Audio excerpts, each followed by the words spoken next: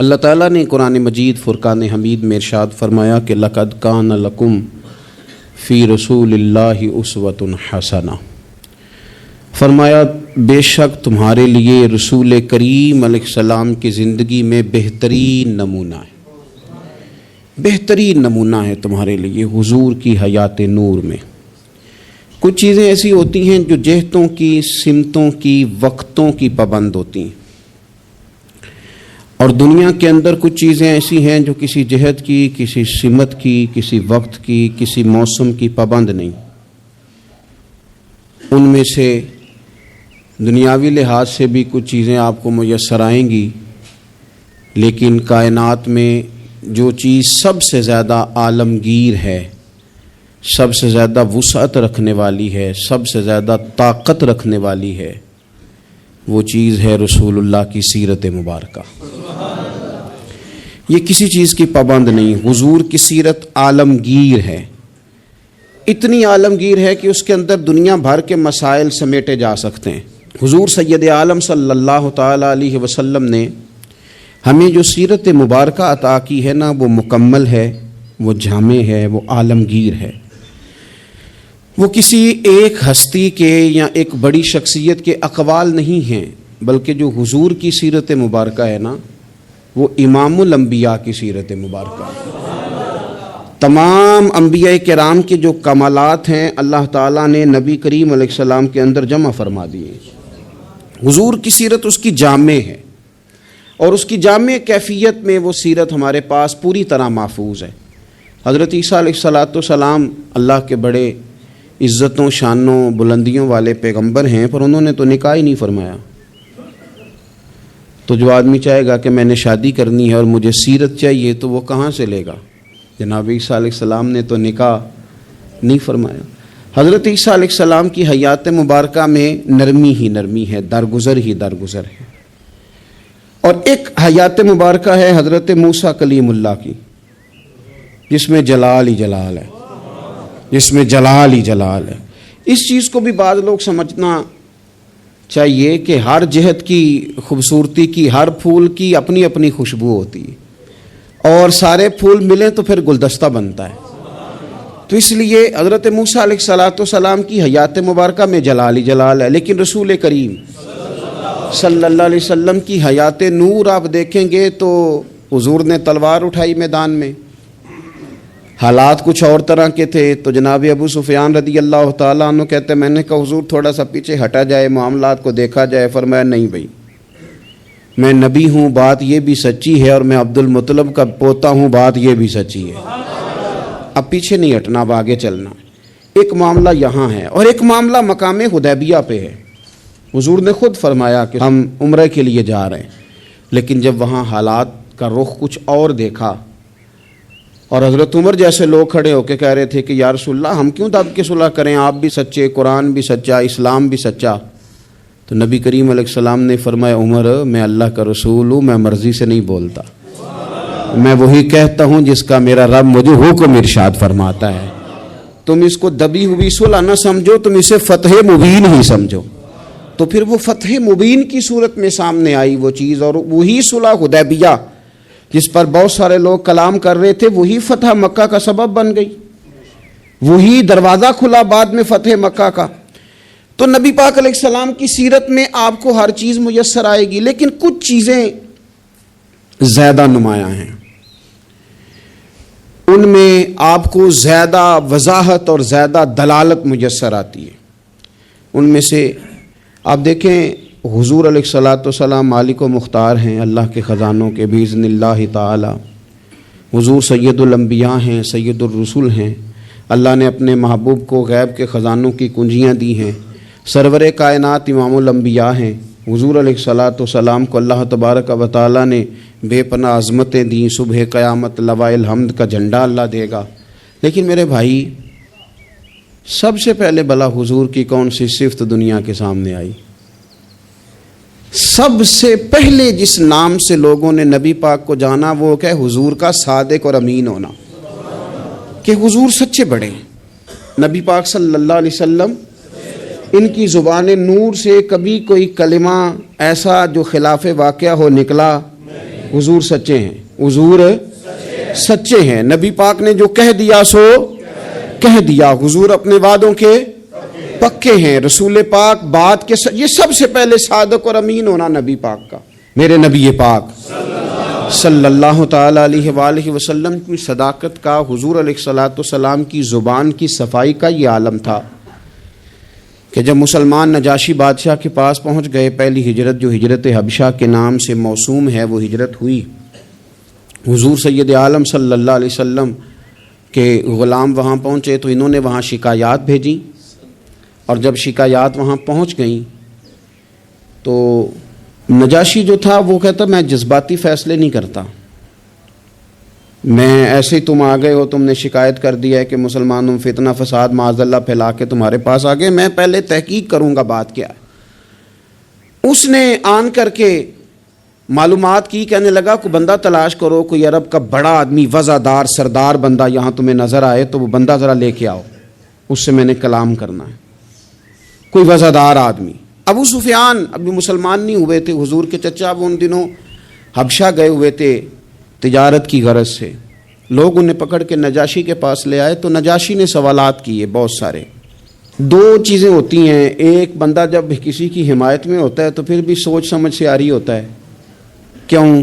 اس لیے کہ نبی پاک صلی اللہ علیہ وسلم نے فرمایا محبت آدمی کو اندھا بہرا گونگا کر دیتی ہے، اس وقت بھی وہ عاری ہوتا ہے، اور جب کسی کی مخالفت میں ہوتا ہے تو اس وقت بھی سوچ سمجھ سے عاری ہوتا ہے، اس وقت بھی اسے صحیح بات بھی غلط محسوس ہو رہی ہوتی ہے۔ اب یہ مخالفت میں تھے تو کہتے ہیں حضور سید عالم علیہ السلام کے بارے میں جب سوالات پوچھے گئے، سوالات کیے گئے، اور ابو سفیان کہتے ہیں میں چونکہ مخالف تھا تو میں نے اسی انداز میں ایک کہانی رٹی رٹائی انہوں نے یاد کی ہوئی تھی، وہ رٹی رٹائی کہانی ہر جگہ یہ سنایا کرتے تھے، دیکھو جی جس پہ ہمارا ابا تھا، جس مذہب پہ، اس کو وہ کہتے ہیں گمراہ تھا، وہ جی ہمارے دادا کو کہتے ہیں وہ گمراہ تھا، وہ جی ہمارے نانا کو کہتے ہیں بت پرست تھا تو گمراہ تھا، وہ جی انہوں نے ایک بھائی مسلمان کر لیا ہے، دوسرا کافر ہے، گھروں میں لڑائی پیدا کر دی، یہ رٹی رٹائی کہانیاں۔ پھر وہ کہتے تھے دیکھو جی معاذ اللہ جادوگر ہیں، کچھ پڑھ کے پھونکتے ہیں، وہ جی شاعر ہیں، بات ایسی سناتے ہیں کہ اپنے قبضے میں لے لیتے ہیں، یہ ساری کہانی انہوں نے یاد کی تھی۔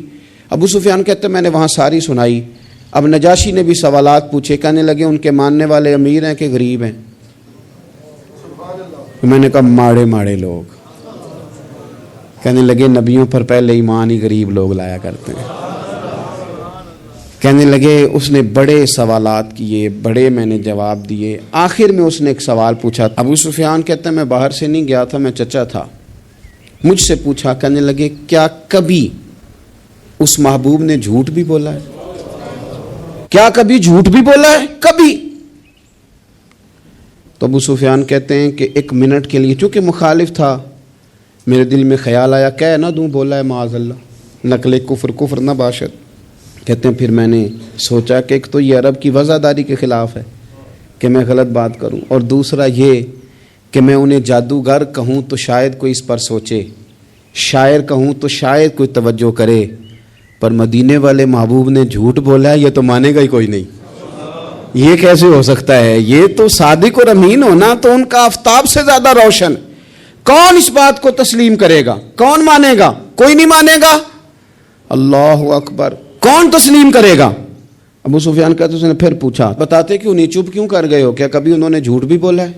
اللہ اکبر۔ تو ابو سفیان کہتے ہیں میں بول پڑا، میں نے کہا کہ وہ میرے بھتیجے ہیں، میں نے انہیں ماں کی گود میں بھی دیکھا، دادا کے کندھوں پہ بھی دیکھا، چچا کے گھر میں بھی دیکھا، ختیجہ کا دولہا بنے بھی دیکھا، میں نے اس حبیب کو جگہ جگہ دیکھا، اور میری آنکھوں کے سامنے ان کی کان پٹیوں پہ مقدس سفید بال آئے، میں نے بڑا کچھ دیکھا، پر میں نے اس حبیب کو کبھی جھوٹ بولتے نہیں دیکھا، کبھی یہ لفظ زبان سے نکلے ہی نہیں، کبھی یہ بات کہی نہیں، کبھی جھوٹ بولا ہی نہیں، سوال ہی نہیں پیدا ہوتا۔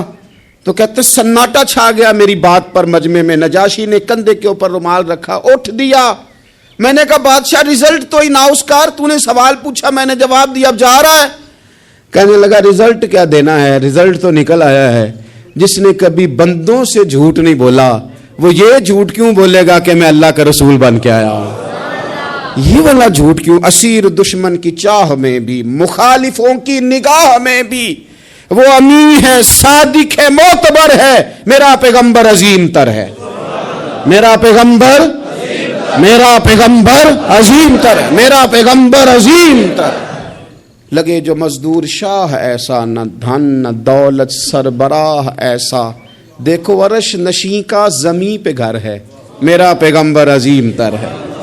عرش نشیں کا زمیں پہ گھر ہے، میرا پیغمبر عظیم تر ہے۔ میرے عزیز، رسول پاک علیہ السلام کا سچا ہونا، دیانتدار ہونا، یعنی مخالف بھی جس بات کو کہے کہ ہاں یہ بات ٹھیک ہے، کہ ان کی زبان سے کبھی بات غلط نہیں نکلی، لیکن دروغ گوئی، جھوٹ، اور دنیا کے سامنے جھوٹ، اور قومی معاملات میں جھوٹ، اور جتنا دل کرے کھل کے جھوٹ، یہ رویے جب قوموں کے ہو جائیں، میرے عزیز، ایک حضور سید عالم صلی اللہ علیہ وسلم کی صداقتیں، اور پھر میں ایک مقام پہ پہلے بھی میں نے عرض کیا تھا، پھر کہتا ہوں، حضور سید عالم صلی اللہ تعالیٰ علیہ وسلم نے فرمایا تھا یہ جو جھوٹ ہوتا ہے یہ شک پیدا کرتا ہے، اور یہ سچ جو ہوتا ہے یہ اطمینان پیدا کرتا ہے۔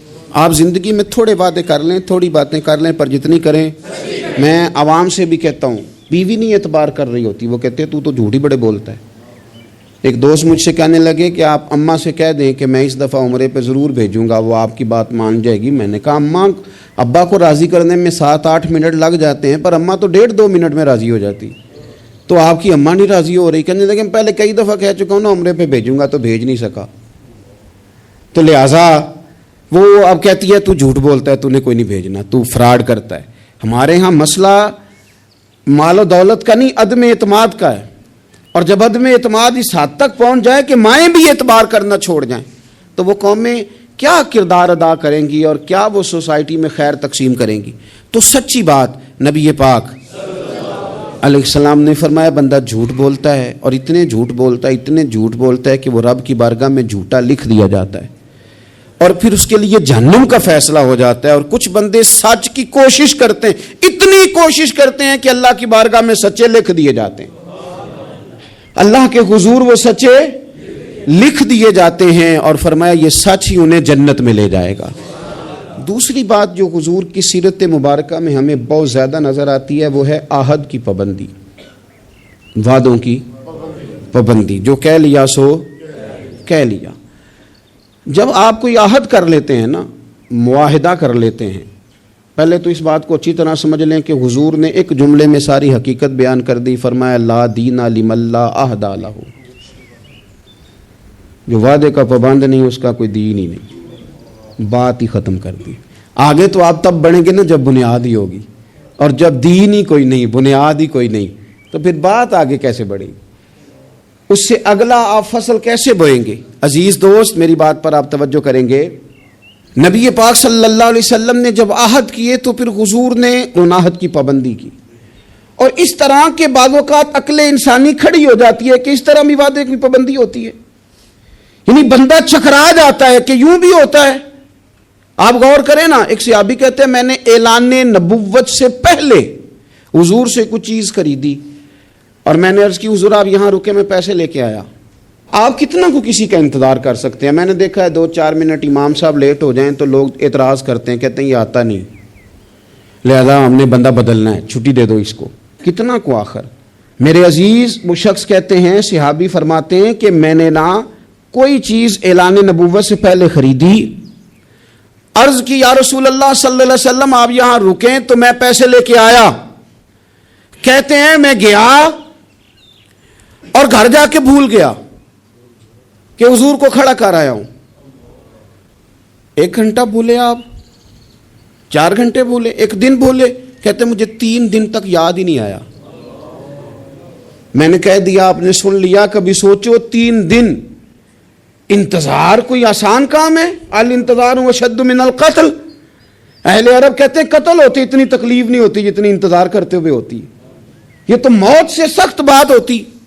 کہتے 3 دن مجھے یاد ہی نہ آیا، 3 دن کے بعد مجھے یاد آیا تو میں جلدی سے وہ پیسے تھامے اور اس جگہ پہنچا، جا کے دیکھا تو حضور وہیں کھڑے تھے جہاں میں کھڑا کر آیا۔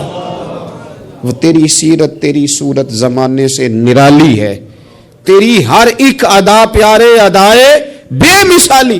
حضور وہیں کھڑے تھے، وہیں جلوہ فراز تھے، کہتے ہیں مجھے دیکھ کے حضور نے چہرے پر کوئی بل نہیں ڈالا, کوئی حضور کے شکن نہیں آئی. فرمانے لگے تم نے مجھے بڑی تکلیف میں ڈال دیا, تم کھڑا کر گئے تھے, میں یہیں پہ کھڑا ہوں, اسی وقت سے کھڑا ہوں. میرے رسول پاک صلی اللہ تعالی علیہ وسلم نے وعدوں کے وفا کے تعلق سے جو ہمیں سیرت عطا فرمائی, حضور علیہ الصلوۃ والسلام نے جو اپنا اسوہ نور اس تعلق سے ہمیں دیا ہے, وہ ہر شخص کے لیے دستور حیات ہے, وہ ہر شخص کے لیے دستور عمل ہے. ہر شخص کو چاہیے کہ وہ ان زاویوں میں اپنے آپ کو ڈھونڈے, تلاش کرے. بڑی تکلیف ہوتی ہے عوامی سطح پر بھی جب ایسی باتیں سننے کو ملتی ہیں کہ نہیں جی نہیں وہ تو سیاسی بات تھی. سیاسی بات کیا ہوتی ہے؟ جھوٹ. بخاری شریف میں تو یہ لفظ موجود ہیں کہ بنی اسرائیل کی سیاست ان کے نبی کرتے تھے. سیاست کا معنی تو تدبیر کرنا ہے, سیاست کو آپ نے فراڈ کا نام دے دیا ہے. وہ جی وہ میں نے تو بس ویسے بات کی تھی, اس کا کیا معنی ہوتا ہے, اس کا کیا مطلب ہوتا ہے؟ کچھ مسائل ایسے ہیں جو آپ خود پیدا کرتے ہیں, کچھ چیزیں ایسی ہیں جن کے اندر آپ خود چیزوں کو اس پیک پہ لے کے آتے ہیں. اللہ جانے آپ کے کیا مقاصد ہیں اس میں. میرے رسول پاک علیہ الصلوۃ والسلام نے عہد کی پابندی, وعدوں کی پاسداری, اس پر لوگوں کی توجہ دلائی. اور میں نے کہا کہ بعض اوقات حالات اتنے خوفناک ہوتے تھے. حدیبیہ کی صلح ہو رہی ہے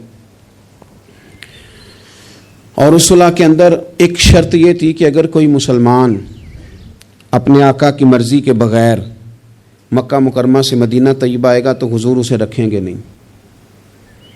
اگر کوئی شخص مدینے سے مکہ جائے گا تو مکے والے واپس نہیں کریں گے. اور بخاری شریف میں موجود ہے کہ اسی شرط پر جناب عمر فاروق پریشان ہوئے کہ ہم تو دب کے صلح کر رہے ہیں, صلح تو برابری کی بنیاد پر ہوتی ہے. یہ کیا بات ہوئی کہ ہمارا بندہ جائے تو واپس نہ کرے, ان کا ہے تو ہم واپس کریں. لیکن حضور نے فرمایا میں اللہ کا رسول ہوں عمر, میں اللہ کا, جو میں دیکھ رہا ہوں وہ تم سمجھ نہیں رہے, میں رب کا رسول ہوں.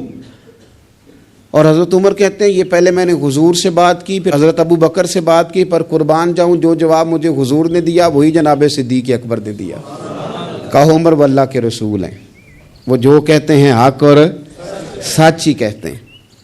حضرت سیدنا فاروق اعظم اور رضی اللہ تعالیٰ عنہ ارشاد فرمانے لگے کہ اس موقع پر نہ ایک اور بھی معمہ ہوا. ایک تو یہ صلح اس انداز میں ہوئی, پھر ایک عجیب مسئلہ ہوا. صحابہ فرماتے ہیں ایک صحابی تھے حضرت ابو جندل رضی اللہ تعالیٰ عنہ, ان کو ان کے والد نے زنجیروں میں باندھا ہوا تھا اور گھر کے اندر قید کیا ہوا تھا کہ آپ جا نہیں سکتے. جب انہیں پتہ چلا نا حضور تو حدیبیہ تک آ گئے تو کسی طریقے سے نا اپنی زنجیریں توڑ کے, اور بعض سیرت نگاروں نے لکھا ہے زنجیروں سمیت, زنجیروں سمیت جب وہ آ رہے تھے تو پاؤں میں زنجیریں پھر پھر کے نا ان کے زخم بن گئے تھے. وہ زنجیروں سمیت آئے حضور کے سامنے کھڑے ہو, کہتے ہیں سونیا مجھے چھوڑ کے نہ جانا. میں اکثر دوستوں سے کہتا ہوں پیر صاحب کبھی کہہ دینا مریدوں کو کہ عمرہ کرنے جانا ہے اور بعد میں فراڈ ہو جائے وہاں, تو مرید کہتے ہیں لگتا ہے پیر بھی شامل ہے ساتھ. اس نے تو کہا تھا. بہت سارے لوگ کہتے ہیں جی وہ پیر صاحب آپ سے دعا کرائی تھی تو وہ کام نہیں ہوا. تو میں نے کہا دعا کا مطلب کیا ہوتا ہے؟ کوئی پیر معاذ اللہ تعالیٰ خدا کی حکمت کو مجبور کر سکتا ہے؟ جیسے جب چاہے رب جس طرح چاہے ویسے کرے. اللہ کے عاجز بندے ہیں, دعا کرتے ہیں اس امید پر کہ خدا فضل کرے گا. تو اب بڑی جلدی لوگ ڈگمگا جاتے ہیں کہ فلاں جگہ ایسا ہو گیا. حضور سید عالم صلی اللہ علیہ وسلم کی بارگاہ میں عرض کیا یا رسول اللہ صلی اللہ علیہ وسلم, حضور مجھے چھوڑ کے نہ جائیے گا, بڑا مارتا ہے میرا باپ. آپ ذرا کیفیت دیکھیں, حضور نے وعدہ کر لیا ہے کہ ہم لے کے نہیں جائیں گے. وہ آ گئے, رو رہے ہیں یا رسول اللہ چھوڑ کے نہ جائیے گا. ان کے والد کھڑے ہو گئے, کہنے لگے جی آپ نے وعدہ کیا, آپ لے کے نہیں جا سکتے. امتحان دیکھو محبت کا. کوئی ضروری ہے کہ ہر موقع پر شاباشی ملے, ہر وقت مسکرا کے ملا جائے؟ یہاں تو لوگ اس بات پہ بھی ناراض ہو جاتے ہیں کہ مجھے 21 دفعہ ملے ہیں تو 20 دفعہ ہنسے, 21ویں دفعہ ہنسے نہیں. خیر ہے آج مسکرائے نہیں. ہر بات میں لوگ ایک پہلو تلاش کر لیتے ہیں کمزوری کا. وہ رو رہے ہیں, تڑپ رہے ہیں, اور صحابہ کہتے ہیں ہماری خواہش تھی ان کا درد دیکھ کر کے حضور حکم کریں تو ہم زنجیریں ساری توڑ دیں. پر میرے رسول نے کیا فرمایا؟ فرمایا ابو جندل تمہیں جانا ہے کیونکہ میں وعدہ کر چکا ہوں.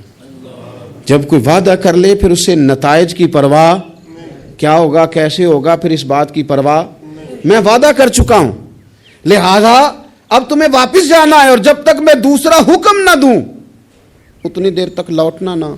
ان کے آنسو پونچھے گئے، وہ واپس گئے۔ کیا کہا تھا درویش نے؟ ایک واری میری آنکھیاں چوں اونا نے اتھرو پونجے سن، ہن تے چسکا پی گیا رونے دا، ہن تے مینوں چسکا ہی پی گیا رونے دا، تے ہر ویلے آہو زاری دا۔ نبی پاک علیہ السلام نے واپس بھیج دیا۔ یہ وقتی طور پر کرب کا مسئلہ تھا، تکلیف کا تھا، لیکن اپنے وعدے کی پاسداری، اپنے وعدے اور معاہدے کی پابندی۔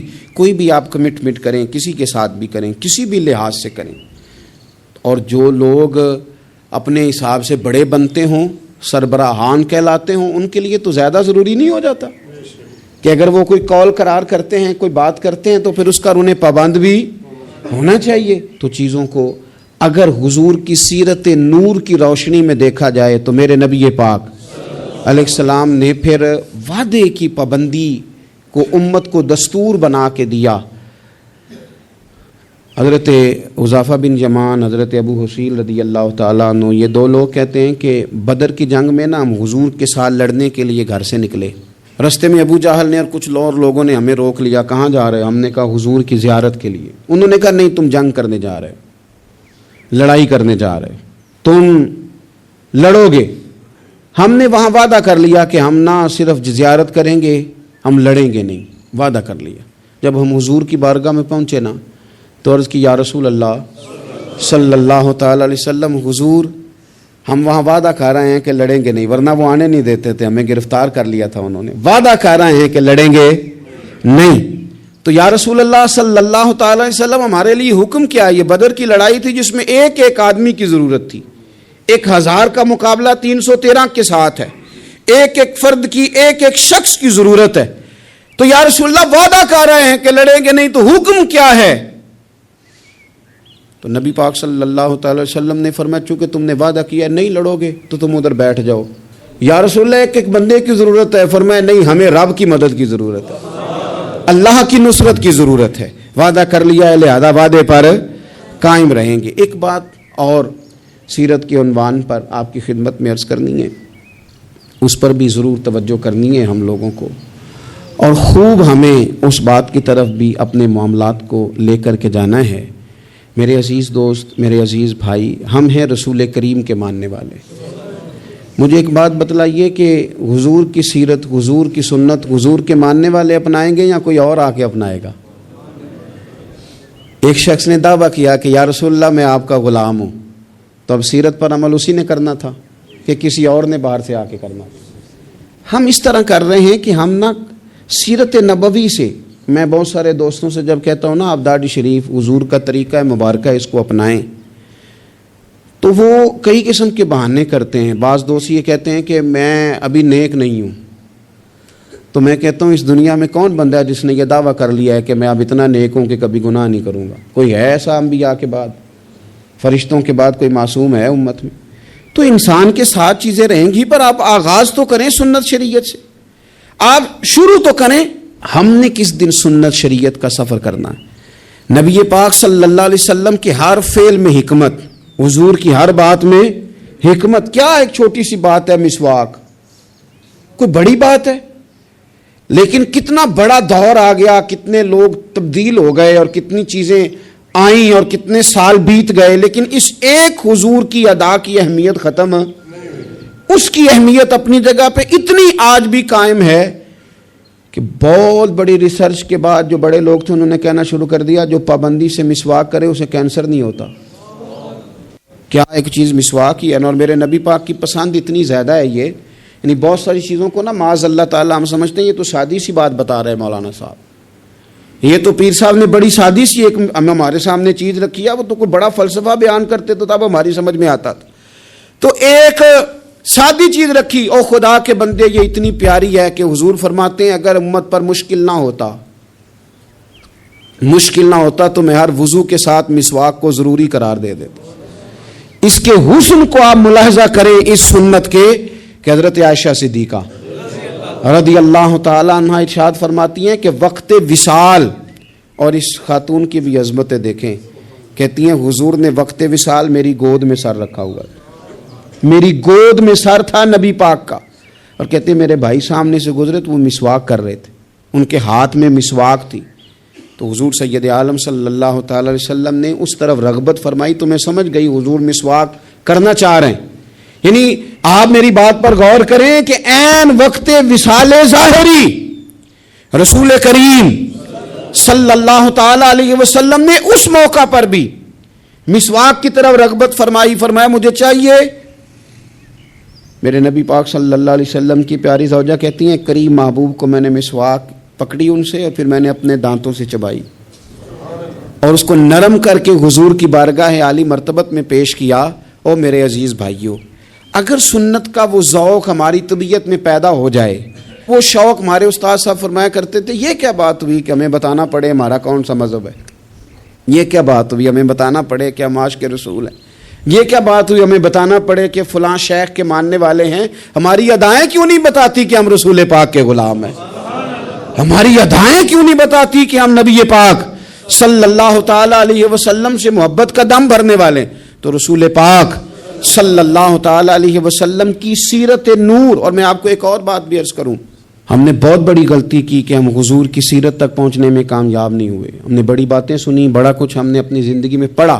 اگر حضور کی سیرت نور کو پڑھنا شروع کریں، ایک ایک پہلو حضور کی مقدس زندگی کا، آپ محسوس کریں گے کہ آپ کی روح پرواز کرنے لگی ہے، آپ محسوس کریں گے کہ خود بخود اندر کے میل دھلنے لگے، آپ نہ پڑھتے پڑھتے ہی محسوس کریں گے کہ کساوتیں ختم ہو رہی ہیں، عداوتیں ختم ہو رہی ہیں، میرے دل کے اندر جو میل کچیل نفس کی شرارت کا تھا وہ دھل رہا ہے۔ رسول پاک کے جتنا کوئی قریب جاتا ہے اتنا وہ رب کے قریب ہو جاتا ہے، اتنا وہ اللہ کے قریب ہو جاتا ہے۔